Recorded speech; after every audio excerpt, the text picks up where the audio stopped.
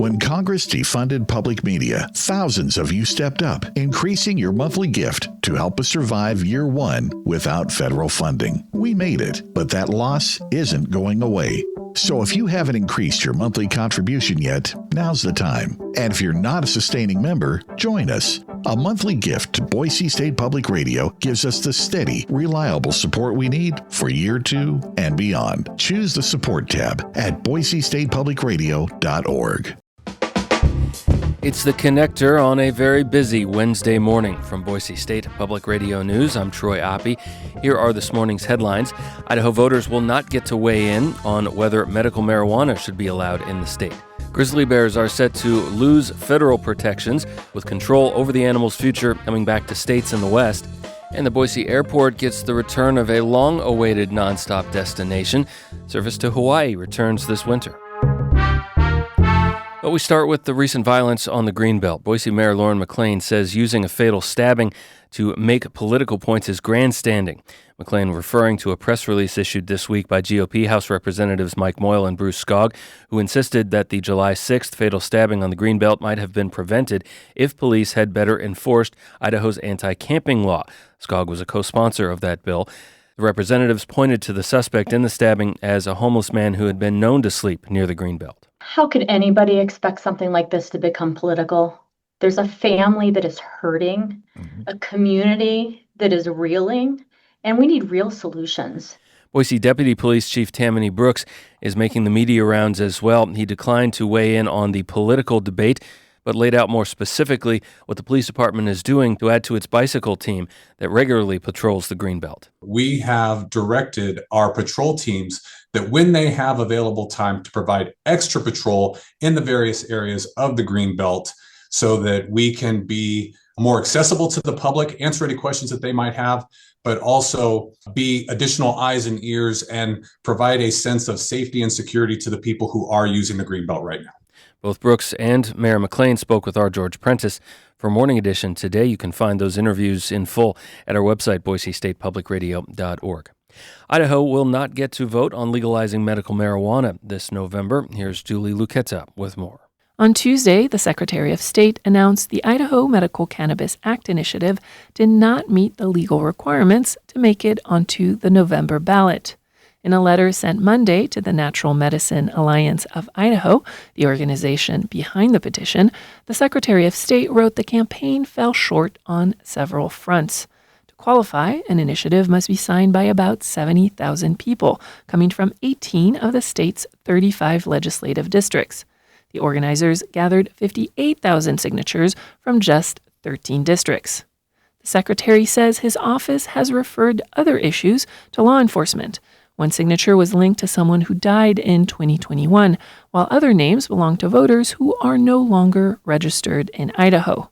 In an emailed statement, the Alliance said organizers oversaw the campaign in good faith and will cooperate with any review. Campaign finance records show the group spent $2.7 million to try to get the issue on the ballot. Julie Luqueta, Boise State Public Radio News.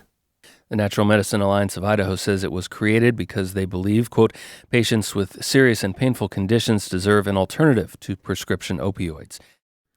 The Idaho Attorney General's office did not take kindly to the latest insinuations by the Trump administration that Idaho's elections aren't up to snuff. Here's James Dawson with more. The DOJ has been trying for months to get an unredacted copy of Idaho's voter list as part of its effort to ensure non-citizens don't vote. It even sued Secretary of State Phil McGrain in April. That lawsuit is currently on hold pending the outcome of similar cases under review by the Ninth Circuit Court of Appeals. The agency sent a letter to McGrain last week outlining the federal laws he's required to follow and the potential fines or prison time he could face if he doesn't. In response, the state attorney general's office told the DOJ to back off, saying, quote, "Stop threatening your friends in Idaho." The reply also said McGrain has referred about 15 cases for potential prosecution, yet hasn't received an update from the DOJ on their status. He previously sent the feds a copy of Idaho's public voter rolls. He also purges the state's list of any unauthorized voters annually. James Dawson, Boise State Public Radio News. Fire crews working the Claremont fire in the Boise foothills will be evaluating neighborhoods and properties in the Roby Creek area of Boise County for firefighting strategy. The county sheriff's office says that's a standard preparedness procedure and does not indicate any increased danger from the fire currently. The sheriff's office says information gathered in this process will be shared with local fire departments for their planning purposes as well. On the fire lines, crews continue their work. Existing road and public lands closures remain in place. The Ridge to Rivers trail system says a few trails have reopened in the foothills. The most current information is on the interactive map at ridgetorivers.org. The public is asked to obey area closure announcements. Closed areas will be patrolled by Bureau of Land Management officers. Sawtooth National Forest officials say an unattended campfire used this past weekend sparked a small but dangerous blaze Sunday near Lake Alturas in northern Blaine County. The Cabin Creek fire was burning near the top of a hill above the lake, less than a mile away from multiple organizational camps and public camping. Fire officials say evidence of a campfire used to cook food was collected and has been submitted to the state crime lab for further analysis. Anyone with information about campers who may have been in that area Saturday or Sunday is asked to call the Sawtooth National Forest. The Cabin Creek fire was 7 acres and 80% contained as of yesterday. A Level 2 evacuation warning for the area between Lake Alturas and Pettit Lake was downgraded to a Level 1 evacuation advisory, according to the Forest Service. In the past week, 3 people have died at the hands of federal immigration agents, ICE. On Monday, ICE agents in Biddeford, Maine, shot and killed 26-year-old Joan Sebastian Guerrero in his vehicle. Yesterday in Boise, people gathered in downtown in solidarity with the latest victim. Steffi Puerto has more. This latest death comes a week after federal agents killed another man in Houston. Idaho ICE is no different than Maine ICE, than Houston ICE, or Minneapolis ICE.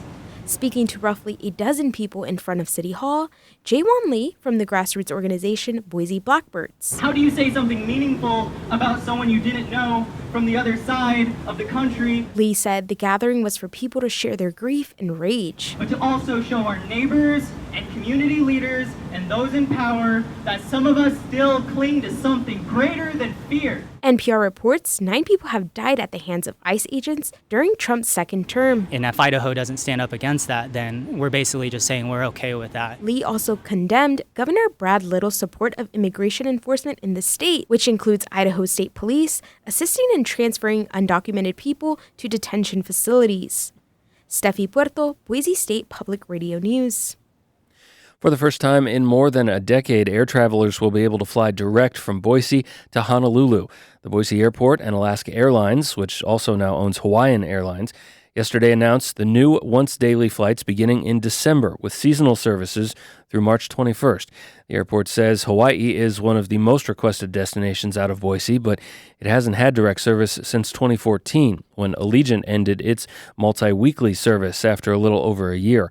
Honolulu will be the 29th nonstop destination offered out of Boise. The U.S. House of Representatives yesterday approved a measure making daylight saving time permanent across the country that would end the twice-annual clock change in place for 6 decades.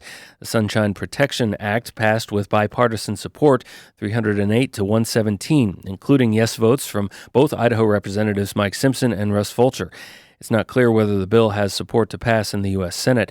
Congress briefly locked U.S. clocks to daylight saving time in 1974, a move that was repealed after broad displeasure from the public, mostly around dark winter mornings. The city of Boise last week posted signs announcing elevated levels of E. coli bacteria in ponds at Esther Simplot Park, and now says the same warnings are in place at Quinn's Pond. Posted signage warns the water is not safe for swimming or wading. River-fed ponds at the 2 city parks are tested weekly and do occasionally close due to contaminants. The Parks Department says it's working to improve water quality, but reminds residents that recreating in the river-fed ponds is always at your own risk. If you have something to say to the State Fish and Game Commission, today is your day. The commission begins its 2-day quarterly meeting in Jerome with tours of Rinker Rock Creek Ranch in Blaine County and then the Hasper Fish Hatchery in Bellevue, before they meet in Jerome this evening for a public comment session starting at 7 p.m. That's at the Magic Valley Fish and Game office in Jerome. The commission has a full agenda on its plates for Thursday, including updates on hunting licenses, approval of next year's budget, and updates on issues like wolf management. State Fish and Game may soon have control of a new animal. Grizzly bears. The federal government is trying to return management of the threatened grizzly back to the states. The governors of Idaho, Wyoming, and Montana, along with Secretary of the Interior Doug Burgum, announced the plan yesterday. Wyoming Governor Mark Gordon said of the endangered species list, "It's not a dean's list. And why I say that is it's time that this bear graduates. It has excelled in its recovery." The proposal applies to the approximately 2,000 bears in the lower 48, about half of which are in the greater Yellowstone ecosystem. Many environmentalists say grizzly bears should stay under federal management since they face continuing challenges like habitat loss and climate change. The governors said hunting grizzlies would still not be allowed in the proposed change. It remains unclear exactly what the proposed changes are. More details will be available once the U.S. Fish and Wildlife Service publishes its full proposal.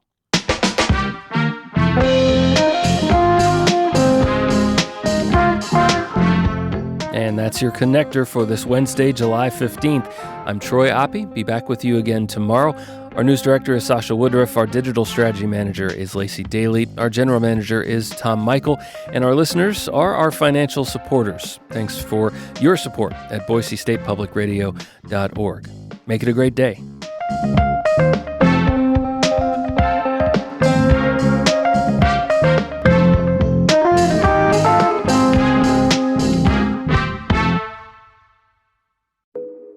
Each story you hear on Planet Money starts with a question. What happens if we refund tariffs? Why are groceries so expensive? At NPR, we stand for your right to be curious because the forces shaping our world can be hard to see. Follow NPR's Planet Money wherever you get your podcasts and start seeing how the economy really works.